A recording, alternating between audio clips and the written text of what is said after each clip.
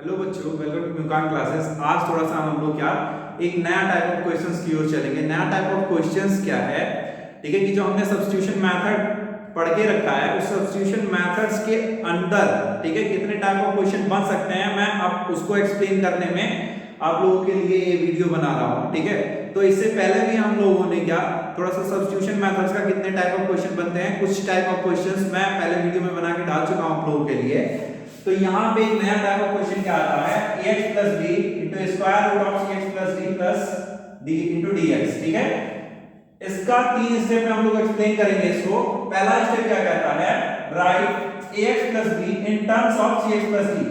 ax plus b को cx plus d के terms में लिख लेते हैं हम लोग। तो कैसे लिखते हैं, ax plus b equals to lambda cx plus b plus mu. ठीक है, अब देखिए ये जो हमने लिखा है, ये मैंने जो पहले इससे पहले हम लोगों को एक्सप्लेन किया था उसमें भी इस टाइप्स के क्वेश्चन को थोड़ा सा करके बताया हूं। अब यहां पे क्या नेक्स्ट टाइम क्या करते हैं, फाइंड लैम्डा और mu by equating coefficient of live powers of x on both sides. दोनों साइड्स से x के पावर को कंपेयर करके लैम्डा और म्यू के वैल्यू को निकालना है। थर्ड स्टेप हमारा क्या था बच्चों, replace ax plus b by lambda cx plus d plus mu. ठीक है, x plus b को इससे रिप्लेस कर देंगे हम लोग, तो हमारा एक नया इंटीग्रेशन बन जाएगा। क्या इंटीग्रेशन बनेगा, lambda cx plus d plus mu into square root of cx plus d into dx। अब इसे हम अंदर मल्टीप्लाई कर देते हैं तो क्या बनता है हमारा integration, lambda cx plus d to the power 3/2 into dx plus integration of mu square root of cx plus d into dx। ठीक है, इतना हो गया हमारा। अब हम इंटीग्रेशन का फॉर्मूला लगाते हैं। ये भी देखिए सब्स्टिट्यूशन मेथड का जो हमने पावर का फॉर्मूला पढ़ के रखा है ax plus b to the power n, वही हमारा यहाँ पे आया है। फिर से हम वही सब्स्टिट्यूशन मेथड का इंटीग्रेशन पावर का फॉर्मूला लगाएंगे तो क्या आएगा, lambda upon c cx plus d to the power 3/2 plus 1 upon 3/2 plus 1 plus mu upon c cx plus d to the power 3/2 plus 1, sorry ये 3/2 नहीं 1/2 है क्योंकि ये रूट ही है बस। 1/2 plus 1 1/2 plus 1, ये हमारा हो गया। ये 3/2 क्यों हुआ था बच्चों, क्योंकि ये cx था, ये square root of cx plus d था। ठीक है, इन दोनों का अगर बेसिक होता तो पावर ऐड होकर के ये आ जाता हमारा। यहाँ पे क्या आ गया, lambda upon c cx plus d to the power 5/2, और यहां से क्या हो जाएगा बच्चों 3 plus 2, ये भी हो जाएगा 5/2 plus mu upon c cx plus d to the power 3/2, और ये 3/2 ये ऊपर चला जाएगा। ठीक है, तो हमारा क्या आ जाएगा 2 lambda upon 5c cx plus d to the power 5/2 plus 2 mu upon 3c cx plus d to the power, हमारा कितना आ गया 3/2 प्लस c एक कांस्टेंट हो गया। ठीक है, ये हमारा एक स्टैंडर्ड फॉर्म आ गया। इसका अगर इंटीग्रेशन करना है तो हमारा ये फॉर्मूला होता है। हम लोग इस पे थोड़ा सा एक क्वेश्चन देख लेते हैं। क्वेश्चन क्या कहता है, थोड़ा सा एक क्वेश्चन देखेंगे बच्चों। ठीक है,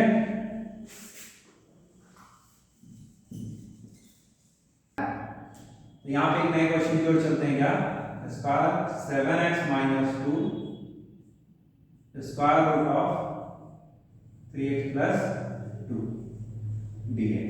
ठीक है, हमने सबसे पहले क्या करना है, इसको इसके फॉर्म में करना है। ठीक है, चलिए करते हैं।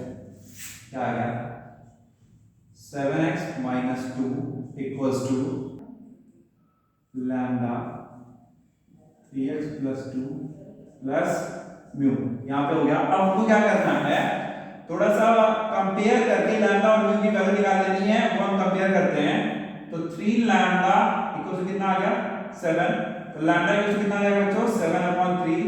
इसी तरीके से 2 lambda plus mu equals to -2, यहां से ठीक है। अब लैम्डा की वैल्यू रखते हैं 2 into 7/3 plus mu equals to minus का 2, ठीक है। तो म्यू इक्वल्स टू माइनस का 2 into 7 to 14, ठीक है, 14/3 तो माइनस 14/3, ये हो जाएगा 3 to 6 तो -6 माइनस 14/3, तो ये हो गया माइनस का 20/3, क्या गया हमारा लैम्डा और म्यू की वैल्यू।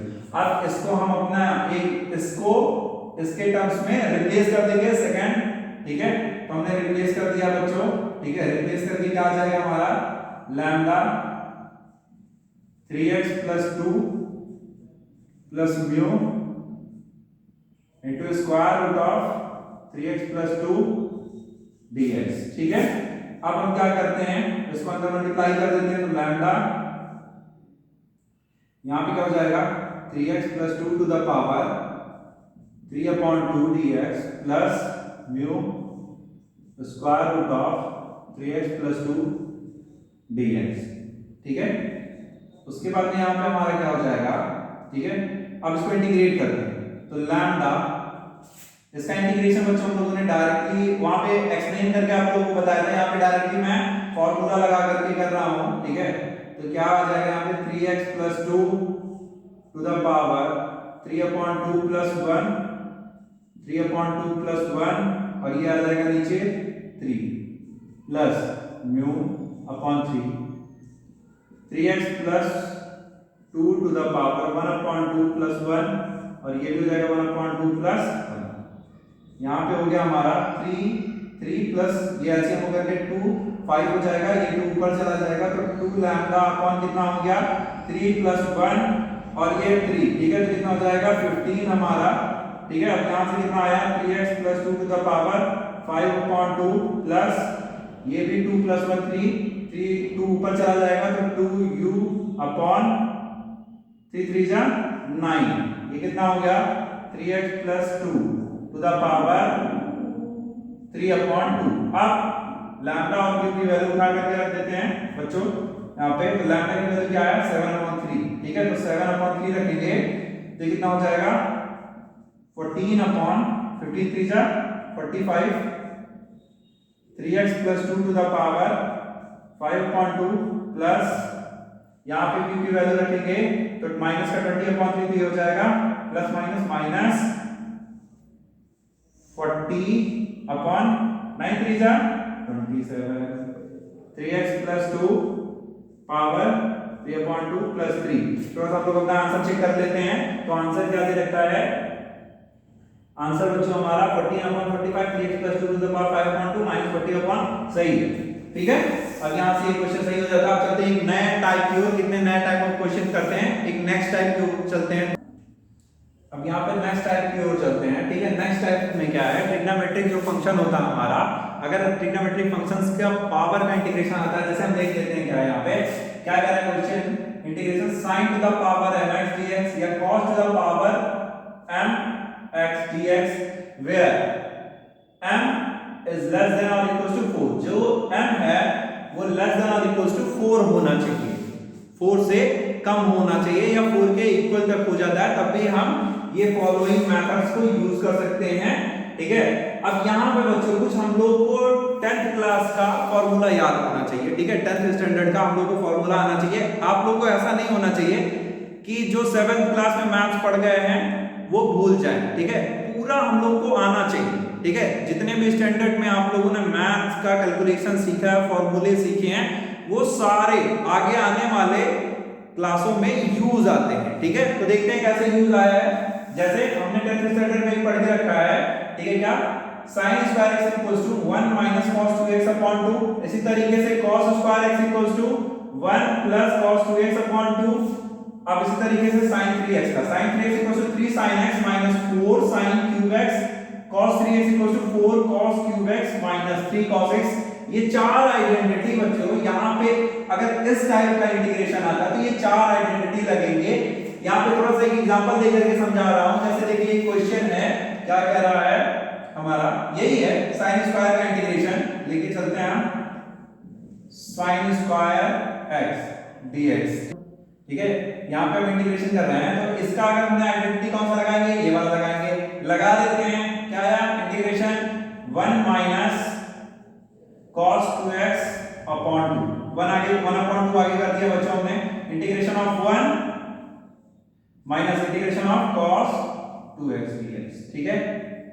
ये आइडेंटिटी क्यों यूज करते हैं बच्चों, क्योंकि हमने जो अपना फॉर्मूला पढ़ के रखा है, ठीक है, उस जो स्टैंडर्ड है हमारा उससे हट करके आ रहा है, तो हमने जो मैथमेटिक्स पढ़ के रखी है अपनी बचपन से लेकर के अभी तक, उसको भी यहाँ पे यूज में लाएंगे अपने स्टैंडर्ड फॉर्म में चेंज करने के लिए। क्या करने के लिए? चेंज करने के लिए हमको उसको यूज में लाना, तो वही यूज में ला करके हमने यहाँ पे किया है, ठीक है। अब यहाँ पे देखिए आप लोग 1/2, 1 का इंटीग्रेशन क्या होता है x, और ये cos ax का इंटीग्रेशन है, तो cos ax equals to cos का इंटीग्रेशन क्या होता है बच्चों? sin। क्या होता है? sin, ठीक है, क्योंकि sin का उल्टा cos होता है, sin का डिफरेंशिएशन cos x होता है, तो cos x का डिफरेंट इंटीग्रेशन sin x, तो यहाँ पे क्या आ जाएगा sin 2x अपॉन 2, ठीक है, और प्लस में c। ये हो गया हमारा इंटीग्रेशन। एक और क्वेश्चन कर लेते हैं, जैसे है यहां पे एक और क्वेश्चन इसी टाइप में, integration of sin square x cos square x dx, ठीक है। अब यहां पे देख रहे हैं sin स्क्वायर x आया, cos स्क्वायर x आया, हमने क्या फार्मूला पढ़ के रखा है 10th क्लास में, एक फार्मूला पढ़ के रखा है 2 sin x cos x equals to sin 2x। देख रहे हैं हम, अगर यहां पे 2 से मल्टीप्लाई कर दें, ठीक है, तो ये फार्मूला बन सकता है sin 2x का। तो यहां पे हम क्या कर रहे हैं बच्चों, स्क्वायर है, तो हमने क्या किया 1/4 से मल्टीप्लाई किया, और यहां पे sin x cos x का होल स्क्वायर इंटू 2 कर दिया। समझ में आया आप लोगों को? ठीक है, ये जो 2 है अगर स्क्वायर के बाहर निकलेगा तो 4 होगा, और ये 4 कैंसिल आउट हो जाएंगे, ठीक है। तो हमने यहाँ पे क्या कर दिया, कैलकुलेशन समझ में आना चाहिए, कैलकुलेशन समझ में आया होगा आप लोगों को। अब ये क्या हो जाएगा 1/4 integration of sin square 2x, ठीक है। यहाँ पे देखिए sin स्क्वायर x था, ठीक है, तो 1 माइनस cos 2x अपॉन 2 था।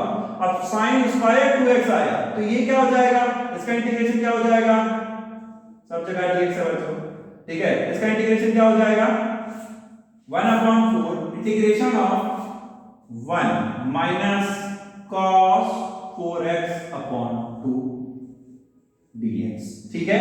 अब यहाँ पे इंटीग्रेशन, ठीक है, यहाँ पे x था तो यहाँ पे 2x आया, यहाँ पे 2x हो तो ये 4x हो जाएगा, ठीक है। अब थोड़ा सा आप लोग भी कैलकुलेशन करिएगा, ठीक है, ये मल्टीप्लाई होकर 1/8 हो गया, फिर अलग अलग इंटीग्रेशन कर देते हैं, 1 का integration minus integration of cos 4x dx, ठीक है, क्या है integration 1/8 x minus cos x का इंटीग्रेशन sin x, तो sin 4x upon 4 plus c, ये हमारा हो गया इंटीग्रेशन।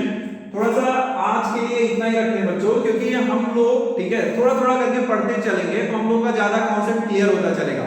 मैंने 2 टाइप आपको बताया, ठीक है। अब आप इस 2 टाइप ऑफ क्वेश्चंस को ज्यादा से ज्यादा प्रैक्टिस करें, जितने आप टाइप ऑफ क्वेश्चन लगाएंगे और उस टाइप ऑफ क्वेश्चन का, ठीक है, क्वेश्चंस को प्रैक्टिस करेंगे, उतना आपका मैथमेटिक्स क्लियर होता चलेगा। थैंक यू बच्चों, बस आज के लिए इतना ही।